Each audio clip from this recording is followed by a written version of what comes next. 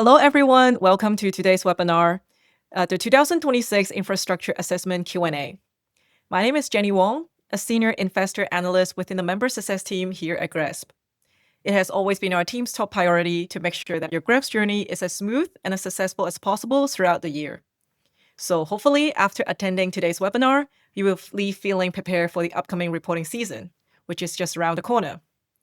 But before we dive into the very first section, I would like to encourage all of you to drop any question you have at any point during this chat, during this webinar. We will try our very best to address your question on the spot. But if by any chance we cannot get to your question during our 1 hour here today, don't worry, we're going to reach out to you with additional clarification as soon as possible. Now, let's have a look at today's agenda. First of all, I'll be walking you through the GRESB timeline as well as some of the news we have regarding the AP program. And after that, my colleague Shelby will be sharing the infrastructure updates that we've introduced for this year assessment. And then followed by my colleague Shweta will be introducing some of the very useful tips and tricks that you can bear in mind in order to have a seamless reporting experience.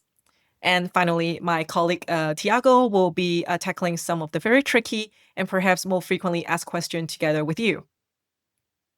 So we're very excited to let you know that we've launched the 2026 version of the AP for the infrastructure assessment. So do a little recap. The GRESB Accredited Professional, aka the AP program, is designed to equip professional with the expertise to navigate the GRESB assessment and is an annual credential.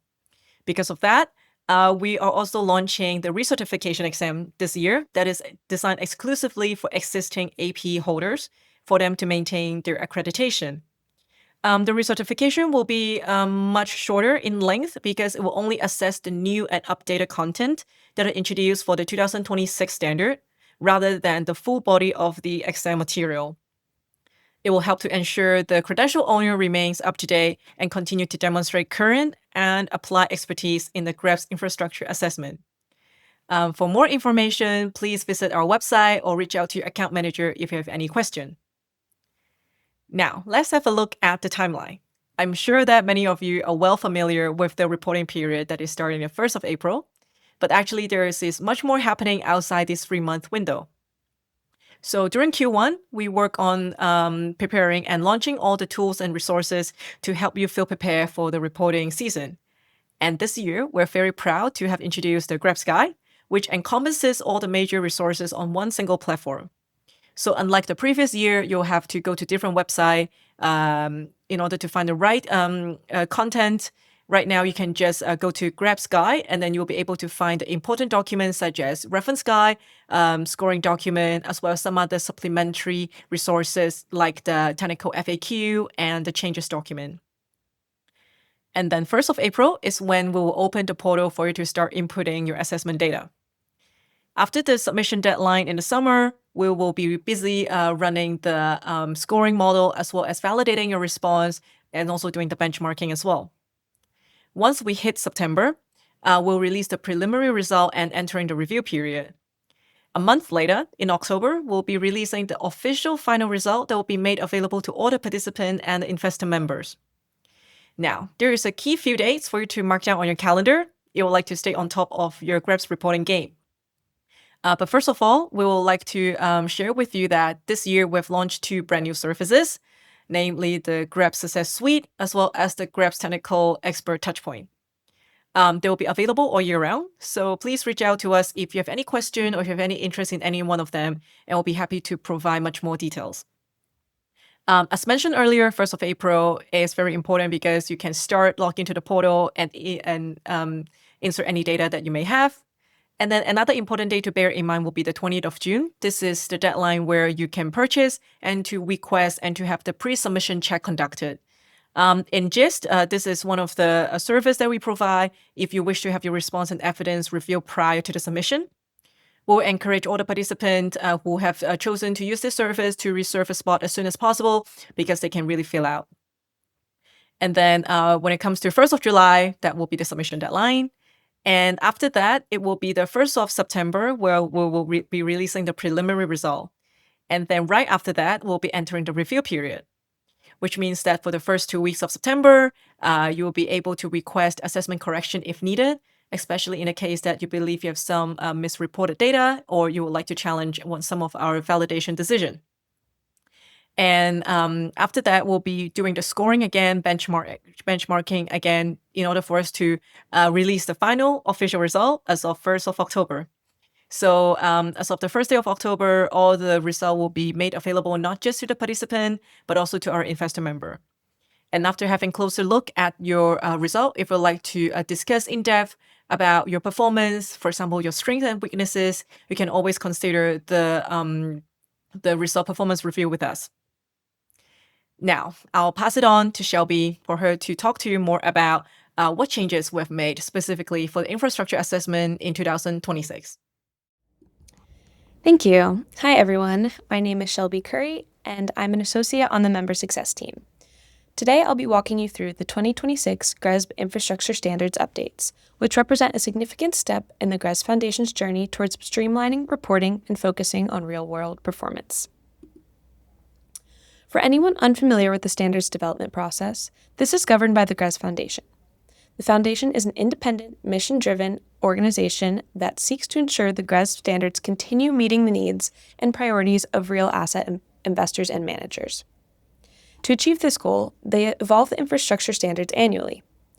This slide, which I'll break down in more detail over the next few minutes, summarizes updates impacting the fund, asset, and development asset assessments in 2026. Generally speaking, 2026 is a year of transition. The standard remains relatively stable to account for longer-term developments toward rewarding measured, real performance. That said, there are a few key changes that you should watch for as you report in 2026. The first of these is the introduction of the static fund assessment. Analysis shows that fund-level management practices rarely change significantly after a fund has been launched. As a result, GRESB will now allow funds to pre-fill all indicators with the previous year's data.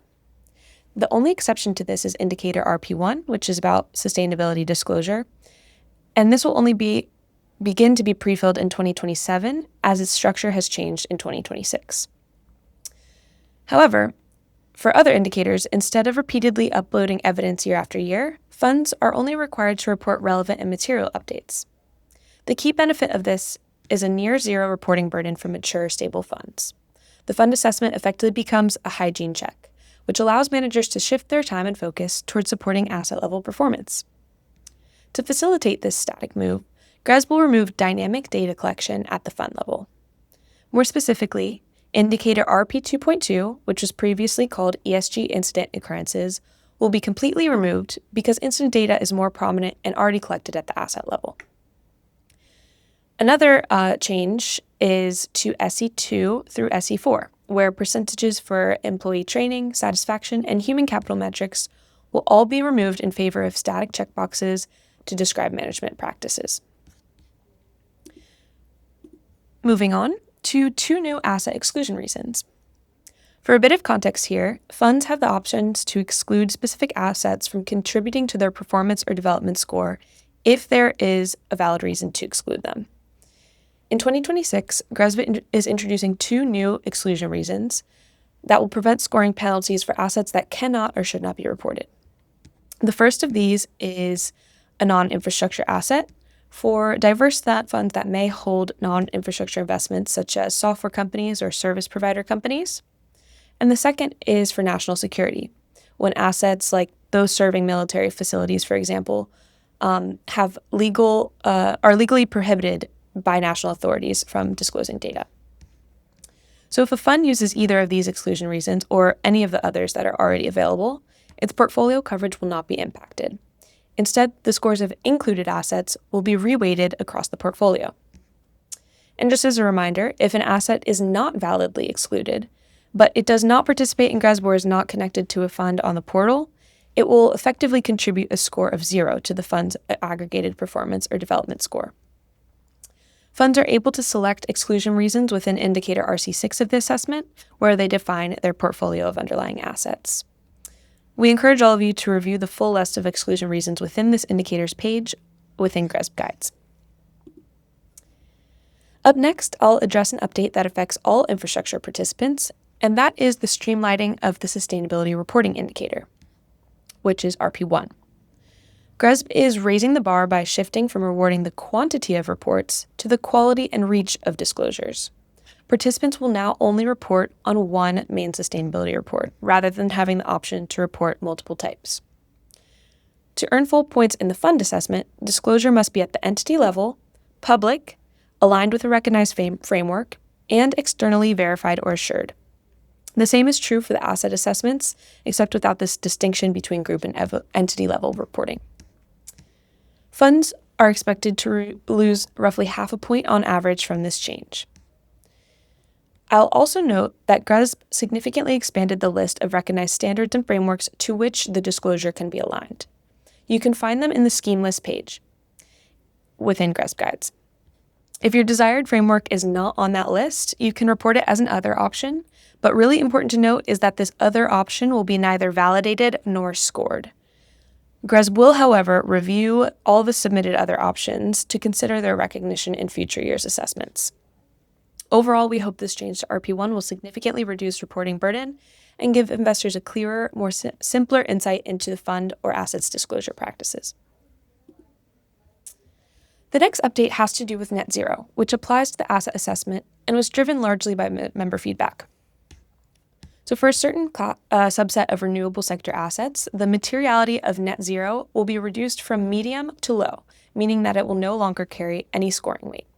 Only asset classes that produce electricity directly from natural energy flows without reliance on fuel inputs or storage are in scope of this change. This change recognizes that these assets are already low-intensity emitters and support climate solutions. We also want to allow managers to focus on actions that actually are relevant to them and their asset class.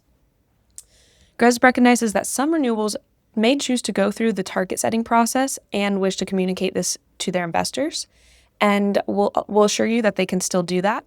The distinction here is that it is no longer mandatory to do that to achieve a full score. To manage this change, the previous GH1 indicator will now be split into two. GH1, which is strictly about GHG emissions, and it will be driven by the materiality of the GHG issue, and GH2, which is specifically about net zero targets and is driven by the materiality of net zero. We encourage you to use the materiality and scoring tool, which is available for download from within GRESB guides, to model how this change might affect your entity.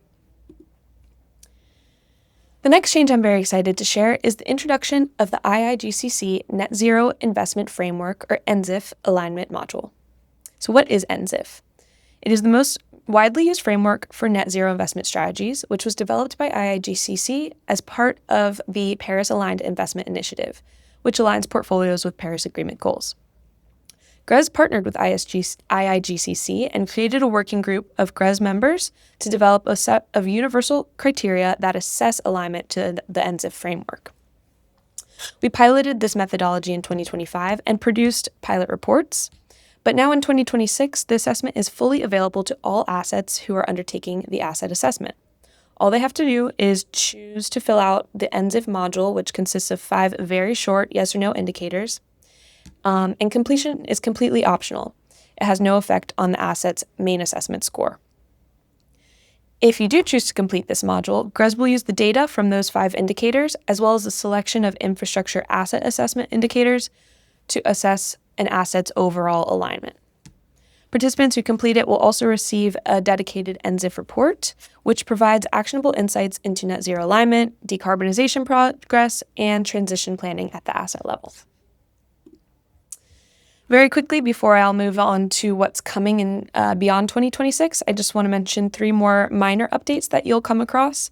The first is the addition of 2 new asset classes, oil and gas exploration and production, and the second is maritime service operation vessels.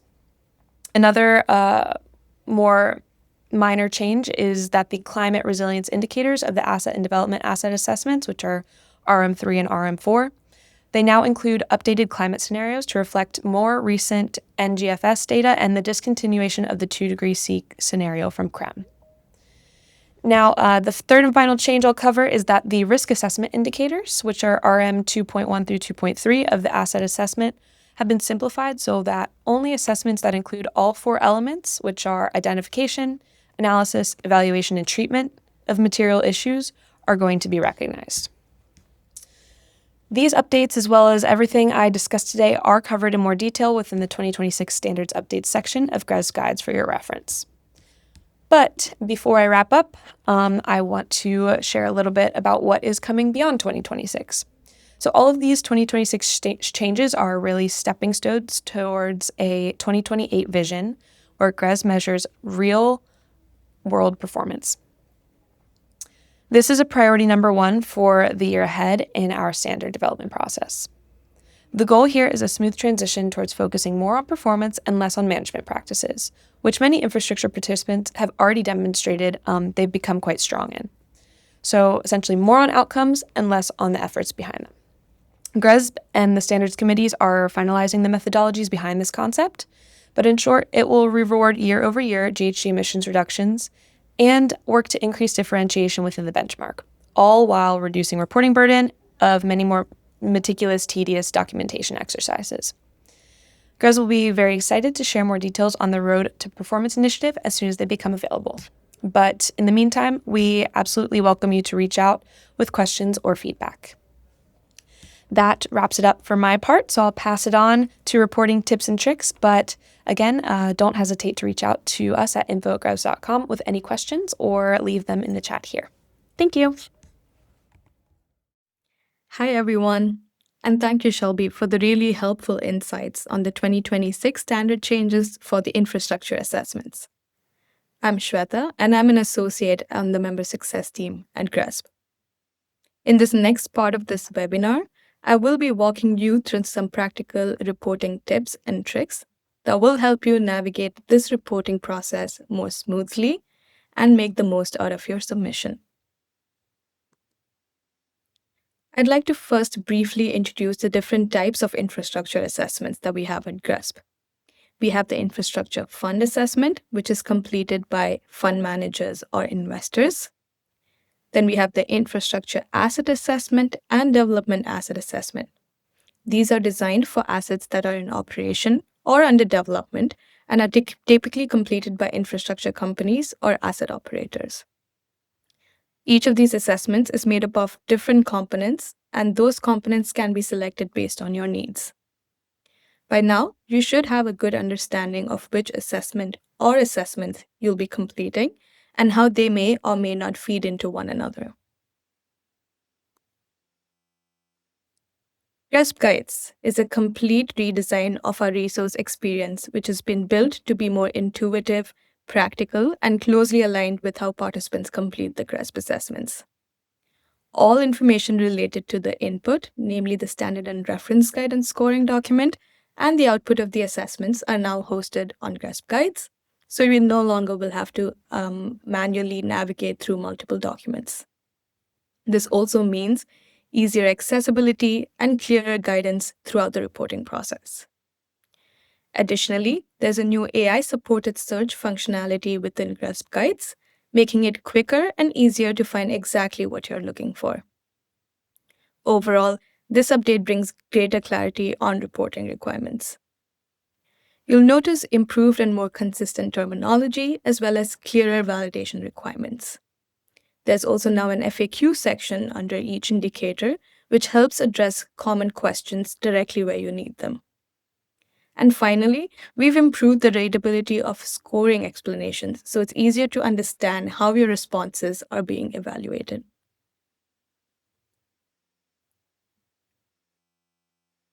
So what can you actually find in the GRESB Guides? First, you'll find detailed indicator requirements, which outline exactly what is being asked for in each question, as it appears in the GRESB portal when you complete the assessment. There's also a dedicated terminology section to help clarify key definitions and ensure consistent understanding. You'll find clear evidence requirements so you know what supporting documentation is needed for validation.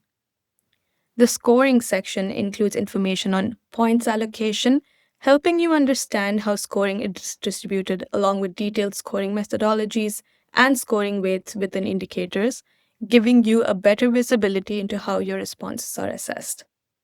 And finally, there are some additional assessment resources available to you throughout the reporting process.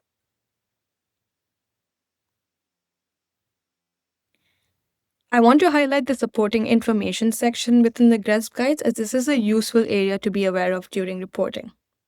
This section brings together a range of additional tools and resources to support both your submission process and overall improvement. You'll find guidance on data quality and validation, including both automatic and manual checks that help ensure your data is accurate and complete. There's the materiality and scoring tool, which can help you better understand how different factors impact your scoring based on your asset characteristics. We will go more detail into this in the next slide. You'll find scheme lists, which outline recognized verification and assurance schemes that can be used in your submission. There is guidance on asset classification, helping you understand how assets are classified by type and location thresholds. And finally, this section also includes a list of GRESB assessment partners, organizations that can support you throughout the reporting process. Overall, this section is a great place if you're looking for additional support beyond just the indicator level guidance.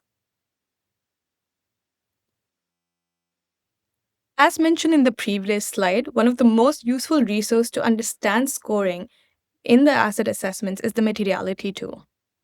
It is especially helpful to understand the indicator scoring weights before the GRESB portal is even open. You can simulate materiality for your asset by using this tool. We have two, one each for the asset and development asset assessment. Once the questions in this tool are filled out, you will find the materiality results within the tool, which highlights which issues or indicators are relevant for you and which are not. Most importantly, it will also fill out the scoring weight of each indicator based on your materiality outcomes.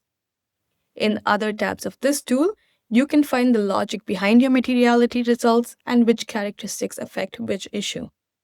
You can also use this tool as a way to provide feedback to GRESB on your materiality results, which will help us in developing future assessments. It is important to note that the materiality and scoring tool is offline and are not connected to the GRESB portal in any way. They are optional and they are not required to be complete for your official assessment submission. I would also like to briefly show you the GRESB learning platform. Here you can find the training videos for the different assessments, and you can find the GRESB AP shop where you can purchase an AP certification test along with the associated materials relevant for it. An important part of the GRESB infrastructure assessments is the connectivity between a fund and asset. If you and your associated companies are completing the fund and asset assessments, then you can link the assets to the fund, such as the assets score feeds into the fund's performance or development score. In order to do so, you will need to link the entities on the GRESB portal. A fund can be linked to multiple assets. This link can be requested throughout the calendar year, but it must be established before the fund submits the assessment so that the asset score can contribute to the fund score. There are two ways to do this. One is through the GRESB assessment portal. After logging into the GRESB portal on the fund site, you can navigate to the fund assessment by clicking on it, through which you would like to send the connection links to the assets to. On this page, you will find asset links on the right-hand side of the menu. After you click on it, you will be able to see all the connected assets, if any, or a blank table.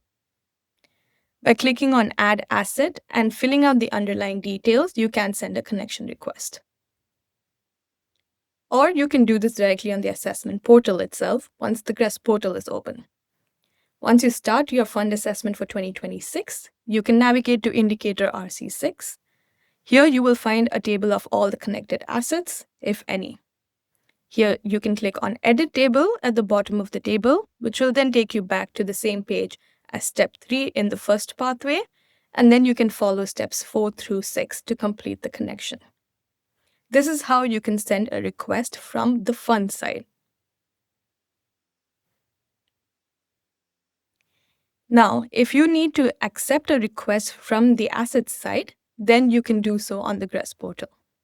Once the fund has sent a connection request to an asset, the GRESB portal will automatically send a connection request to the asset via email and also on the portal, which the asset can then either accept or reject.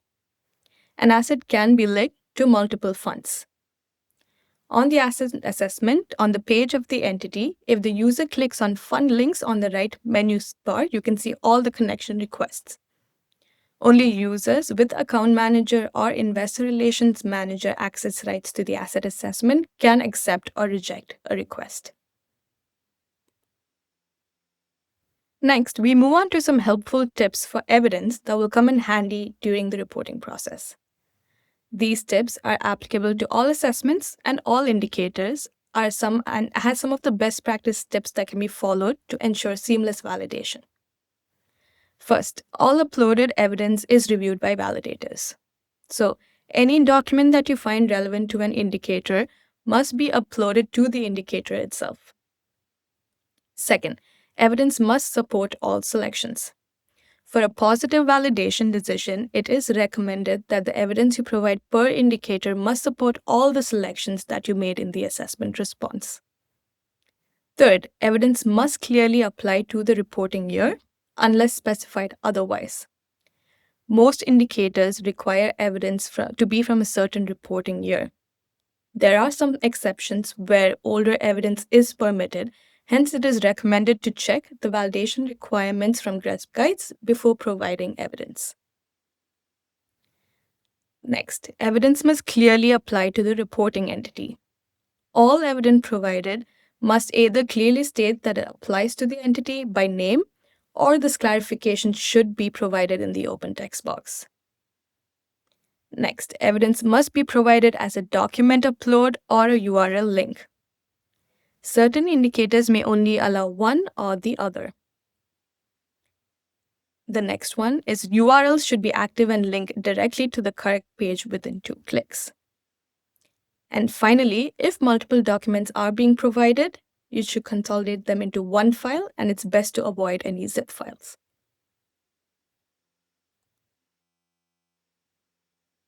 To continue with this theme, there are a few do's and don'ts that we can recommend to ensure the seamless validation process. First, highlight any relevant text. If you find that any text or information is relevant for the indicator, then we recommend to highlight it or call it out in the open text box. Second, use the open text box to clarify any type of information that is not clearly stated in the document itself or that is important for that indicator. This can be the applicability of the evidence to the reporting year, applicability of the evidence to the reporting entity, and so on.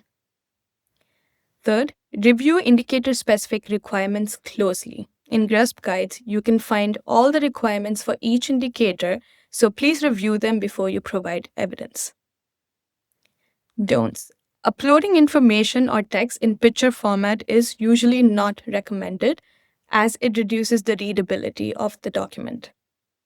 Second, avoid over-selecting. Only select what your evidence can confirm.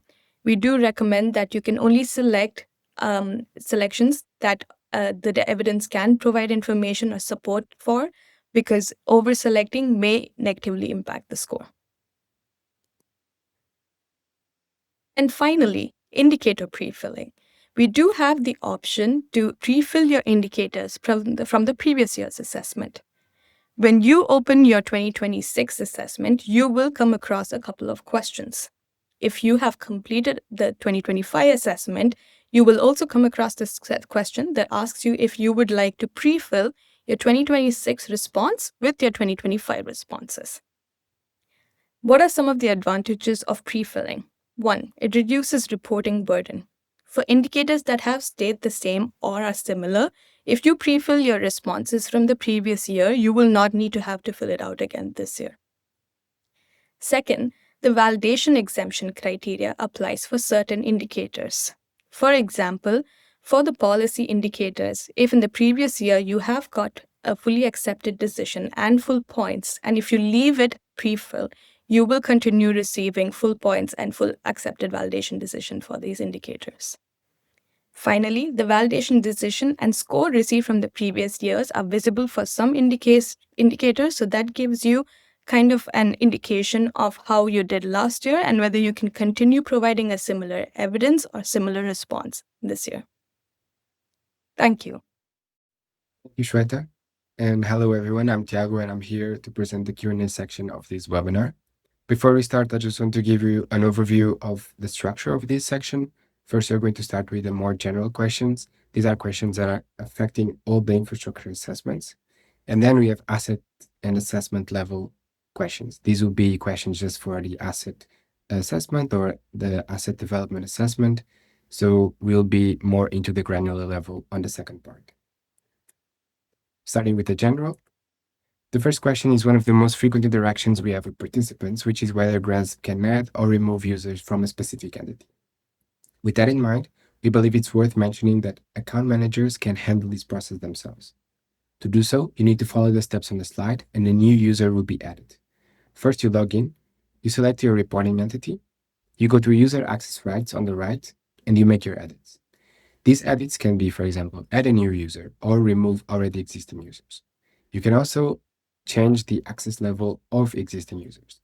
To do so, you select the drop-down list and you select a new access level for that user. If you want to understand which access levels you might choose from, you can scroll down on that same page and you have a table as shown on the slide where you have all the access levels and what the users can do with those access. Please note that we also recommend to have more than one account manager because this is the person that can submit the assessment. So it's important that when it gets to this point in the year timeline, you have the person available to submit the assessment. Otherwise, you need to contact us to submit your assessment for you. Another common question is how to modify the components an entity is reporting to. For example, how can I deselect the performance component? And the answer to it is that you can change this anytime before submitting the assessment. To do so, once you select your entity, you can click on More option on the right and select Component Selection, where you will then be displayed with a menu to select the wanted components. Once this is done, you just click Save, and your assessment will be automatically updated to show these new questions. The next question is, do I need to report on unscored indicators? The answer is no, you are not required to report on unscored indicators, because in all indicators within the assessment, you can select the option No when asked if you are able to report on that information. In the infrastructure assessments, some indicators are predefined as not scored, while others may receive a score of 0 due to the materiality of the reporting entity. In both cases, these indicators are intended for reporting purposes only, meaning they serve to disclose information to the readers of your benchmark report, but do not impact your overall score at all. Now, what is the difference between a peer group and a benchmark group?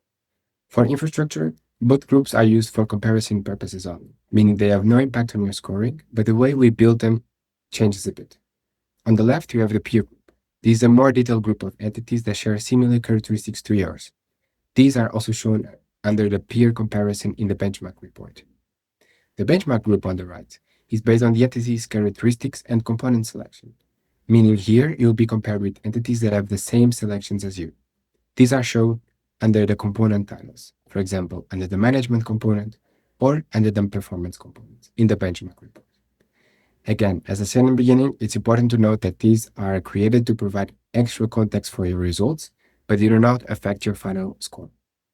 The groups may not always include the same exact number of entities, so you can use your benchmark report for a clear description of your specific groups. And now we go to assessment level questions. The first regards the fund assessment. And besides adding assets, fund participants have the option to exclude specific assets from contributing to the performance and the development component score, if there is a valid reason. When filling out the assessment and reporting in RC6, you can select a reason for exclusion from the drop-down list, where you will find a list of reasons displayed on the screen, including the 2 new reasons mentioned earlier in the 2026 updates. These are the non-infrastructure assets and the disclosure of data prohibited due to national security reasons. If this is valid, the asset will not be included in your score calculations. But please be aware, this will be highlighted in your final report, and readers will know that you excluded an asset and the reason why you did it. The next question is applicable to fund, asset, and development, and regards RP1 third-party standard frameworks. Since part of the 2026 updates, GRESB removed the score for option Other for indicator RP1. The list of accepted and scored frameworks was broadly expanded to accommodate this. You'll be able to see this list when reporting in your assessment or on our guides platform. To find it, you just have to follow the steps on the screen or click the hyperlink. This information is displayed in the supporting information section of the completing assessment in our guide.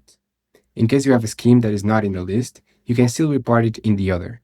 This will not be scored, of course, but then we are going to use this information to develop future standards. Regarding asset assessment, how does materiality for GH indicators affect renewable power sectors? Before we go into this question, I want to give a bit of context. In 2026, GH1 was split into two indicators. It's exactly the same content, but now with GH1 focusing only on GH emissions and GH2 on net zero targets. With this, materiality was also adapted for the renewable power sectors. So for some of these sectors, GH1 is scored and mandatory by just using the emissions avoided metric. GH2 is providing detailed information on net zero targets is not required to achieve the full score. However, the participants can still use this indicator to report information they want to disclose and maybe communicate their net zero targets, but these will not be scored. As mentioned previously in the presentation, in 2026, participants will be able to report on the new NZIF module. To do so, you just need to follow similar steps to the component selection explained earlier. You go to Component Selections and enable the NZIF module. Please note, this will not affect your main assessment results at all, meaning your GRESB score, benchmarking, or star rating. These will still be the same whether you do or you don't do the NZIF module. Covering more the process of reporting data now, participants often encounter these type of errors when filling in the data. As you see on the slide, you see the table where you can report your data. And on the right, you have a set of errors that sometimes participants have. These happen, and please review your inputs since common errors might be, for example, entering a 0 when the table required a value greater than 0, or entering text instead of numbers, or even when you leave mandatory fields blank. If after checking all of these, your error still persists, then feel free to contact info@gresb.com and we will be able to help you and solve the errors. And what happens if you need to report multiple facilities under the same assessment? Do they need to be reported one by one? The answer is, it depends. If you have a large number of facilities that share a similar sector and location, then you can aggregate them into one, instead of reporting each separately. For example, let's say you manage a network of wastewater pipeline stations in the same country. You can report them as a single facility by aggregating their GAV weight in your portfolio. You can see the two thresholds for aggregation in the slide. These are sector and location, but the complete guidelines are available in our guides. And you can always reach out to us if you have any particular example that you don't know exactly how to aggregate. As explained in the beginning of the presentation, in GRESB, materiality not only impacts the final score of some indicators, but also impacts the way you can achieve the full score in static indicators. This is called issue-level materiality, and this is the question on this slide.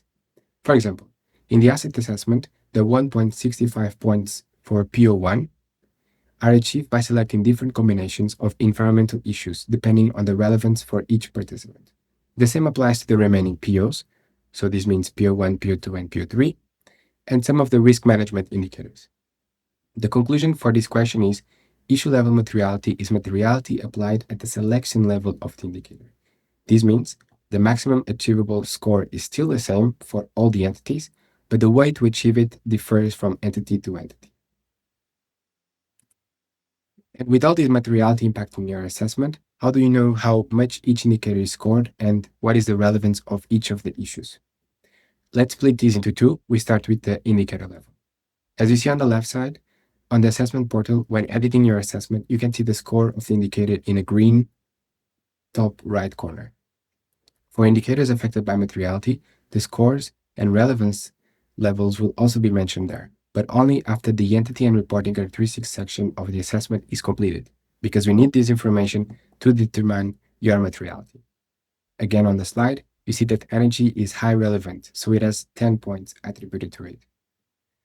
Then on the issue level, every time an indicator has issue level materiality, like the one we saw before for PO, you will find a table similar to the one displayed under the indicator itself, with the relevance of each sustainability issue. On the slide example, again, there's a high relevance for energy. Lastly, on materiality, there are two types of materiality that affect the development assessment. First is the dynamic materiality. This is simply the redistribution of scores across the score indicators that are not directly influenced by the materiality outputs. So after the materiality outputs are known, the scores are then redistributed across all the remaining indicators, so that in the end, when you sum all of the indicators, the sum is equal to 100. Then you have phase-based materiality. This means that indicators are linked to the construction-related activities and are weighted based on the relevance, such that the indicator is assigned or medium relevance if the asset has reported to be in construction phase, or no relevance if the asset has reported to be in the pre-construction phase. Again, this is known as the phase-based materiality and only affects indicators RP 2.1, RM 3.1 and 3.2, MA1, and HS3. And these were the questions we had for you. If you have any further questions, please feel free to contact us for help. For all technical and general GRESB questions, feel free to send an email to info@gresb.com. For invoicing and payment questions, you can send to admin@gresb.com. And for account management questions, such as your contract, for example, you can speak directly with your account manager. Thank you for watching our 2026 webinar, and we wish you a great day.